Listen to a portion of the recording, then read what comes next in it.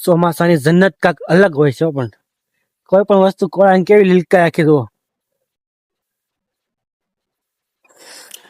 ઉનાળામાં આની આ લીંબોળી કોળાઈ કેવી થઈ ગઈ હોય, આજે ચોમાસામાં કેવી થઈ ગઈ. ચોમાસાનું પાણી જ ગજબ છે પણ.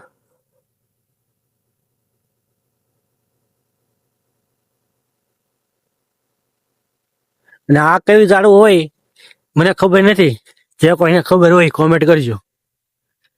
આમાં સરોઠી જેવા દાણા આવે જો નીચે દાણા પડ્યા બતાવો તમને.